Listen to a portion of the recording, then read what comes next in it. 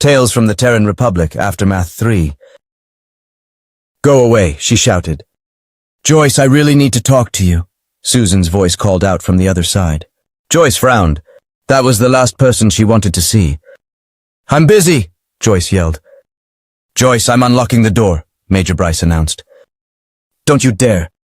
The door opened. Susan and Major Bryce walked in. Good morning, Susan said pleasantly. Your definition of a good morning and mine seem to differ, Joyce said stiffly. I brought you a coffee, the Major said with a smile as he set a cup on Joyce's desk. She took it. Thank you, she said as she took a sip. Her eyes widened as a terrible realization took hold. No, absolutely not, she exclaimed in horror as they both smiled at her. Joyce, Susan said with a pleasant smile. John Wintersmith is wanted for treason. The deputy ambassador has abandoned her post.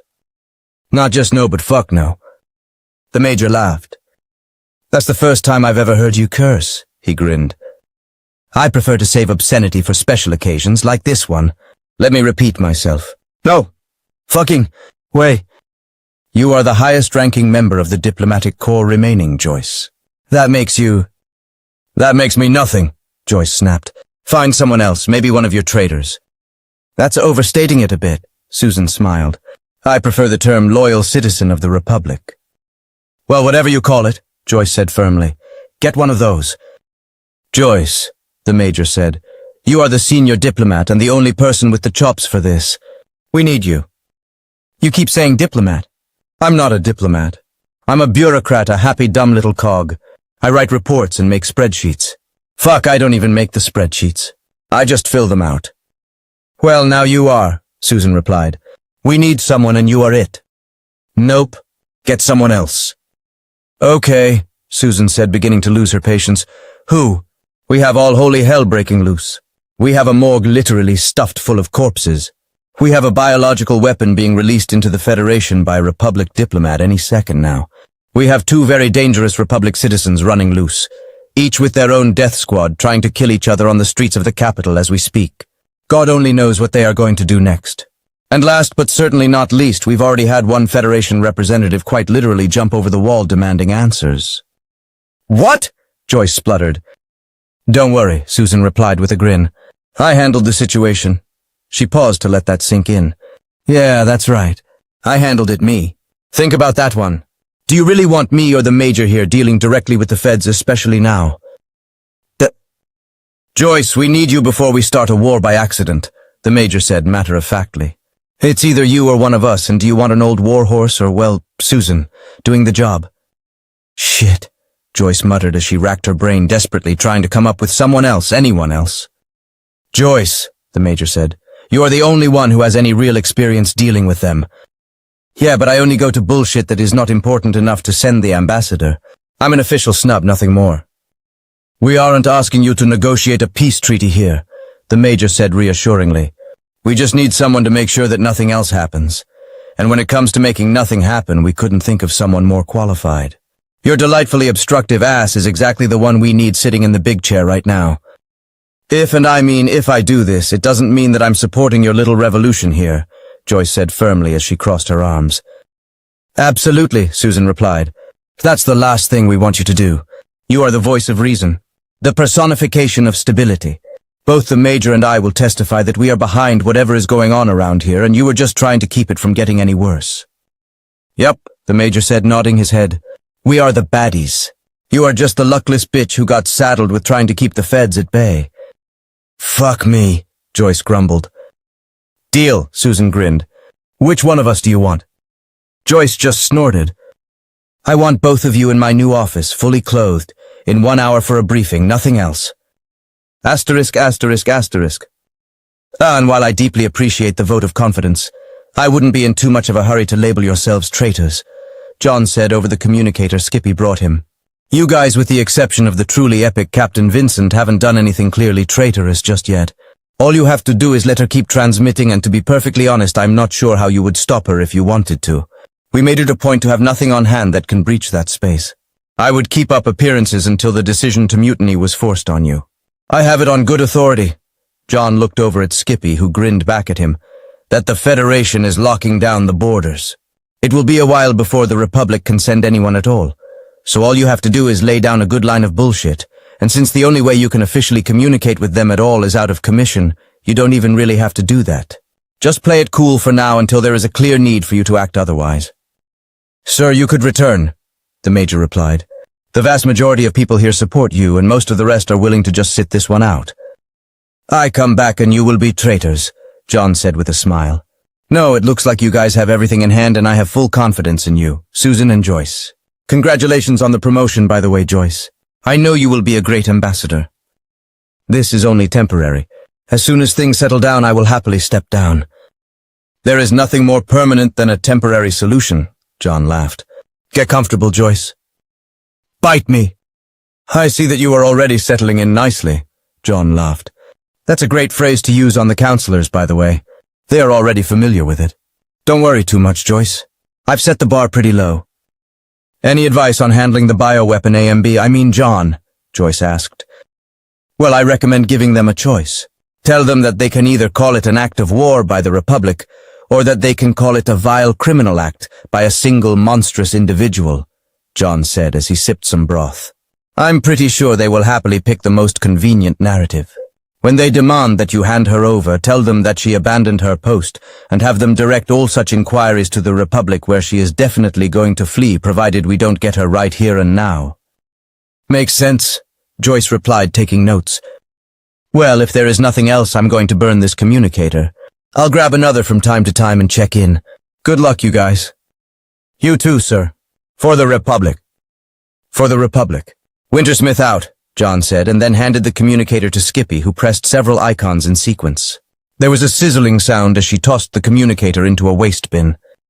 There, boss, work is done, John said with a smile as he walked towards her. Yeah, good for you, Skippy said, smiling back as she rose to meet him. What? You expecting something? I was hoping, John replied, taking her into his arms. Keep hoping, hero, Skippy said, putting her paw in his face again. I can't just shift gears that quick.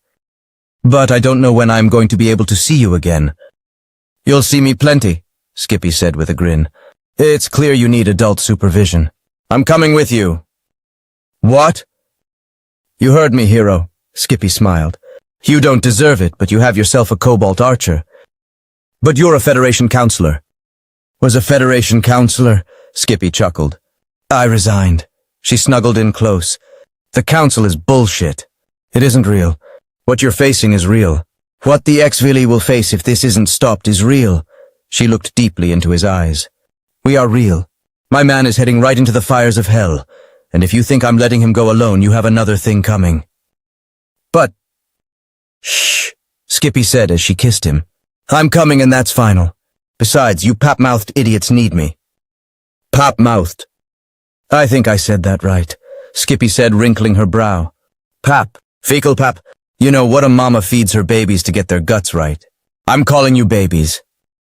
We don't do that, and what do you mean, babies? Then where do your infants get their microbes from? I think they get some of it from the womb and the rest from nursing. I think, John said thoughtfully. Your women squirt pap from their tits? You're disgusting. Oh, we're disgusting, John laughed. You got something to say, hero?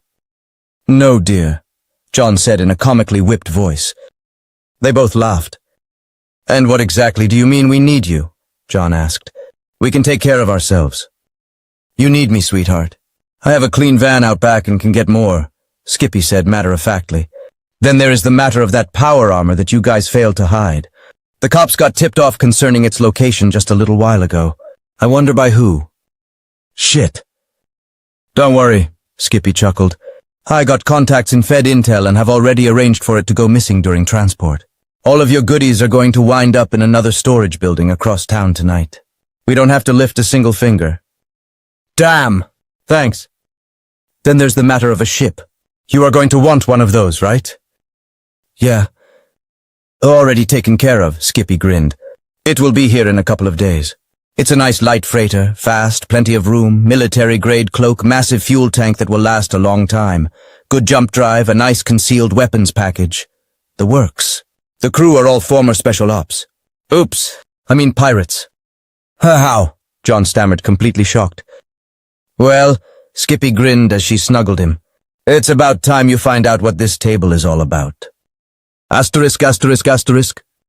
In a dusty warehouse surprisingly close to where Skippy was shifting gears surprisingly quickly, Jade eased up to Patricia. Hey, Snack. Sorry, my lady, Jade started. You of all people can dispense with the formalities, my unyielding pebble, Patricia laughed. There are very few people remaining that can call me Snake Eyes. You should take advantage of that privilege more often. Besides, there is hardly anyone left. For now, I do not need the mantle of royalty.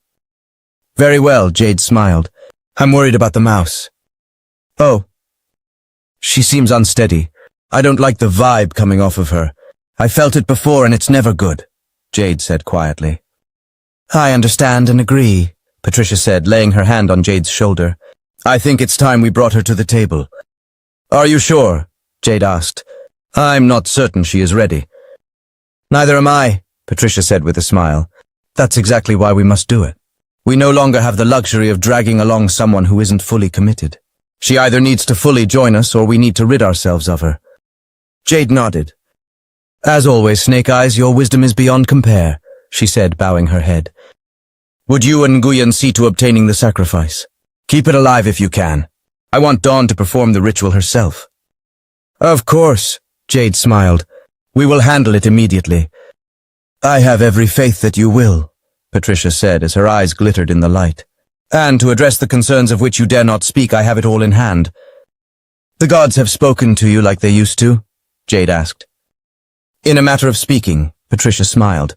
I know what to do in the short term, and I know how to adjust our plans moving forward. This small setback is of little consequence. I will discuss the adjustments to our longer-term plans later, but in the short term our goal is pretty clear. And that is? We get the fuck out of here. Patricia laughed a beautiful laugh. John holds all the cards here in the Federation. We are outnumbered and he has the cooperation of the government. Each moment we spend here is one moment closer to death. Once the sacrament is complete, we find a way off of this death trap. We contact our operatives distributing the virus in other systems, and pull one of the teams here with a ship to extract us. In one of many adjustments, we also have that team bring some of the virus here to the capital, to release it here as well, including the Terran embassy if possible. Why the embassy, Snake? Spite, Patricia laughed a musical laugh. Pure malice. They wish to kill us? Let us return the favor. Won't that undermine our position at home? Who cares? Patricia laughed. We are already exposed, and it's only a matter of time before everything is confirmed. We may be driven underground as a result, but our thralls are already in position and will do exactly as they are told. It's a minor inconvenience at worst. Besides, many in the embassy are close friends of John's. Killing them horribly works in our favor long term. It does? Yes, Patricia laughed a happy little laugh. My beautiful John needs them to die. It will be the first of my many gifts to him. Part of my dowry, if you will. Snake? Jade said dubiously. I know the gods speak to you, but which god in particular gave you that little nugget? Patricia just laughed and spun Jade around as if they were dancing. Allow me to explain, my lovely little pebble, Patricia said as she started to waltz, leading Jade around the room. After Patricia finished, Jade just looked at her with wide eyes. That, Jade said after a few moments, is a truly disturbing mix of true genius and pure unadulterated madness. You disapprove? Patricia asked with a lovely laugh. Not at all, Jade smiled. It is exactly the sort of thing I have longed for. It's just so wonderful to have you back, Snake Eyes. I was getting really worried there, but I now see that there is no cause for concern. You are truly back after all this time. I've missed you so much. Patricia twirled her and then briefly leaned her back in a dip before bringing her back to her feet. Mwah! Patricia exclaimed as she kissed her on the forehead and then released her. Now go and get us a nice little sacrifice, preferably a child. We need to really push our little mouse. She needs to be broken and devoured or forged anew as one of us. Yes, my lad. I mean, you got it, Snake, Jade said, and then with a little spin turned and walked from the room.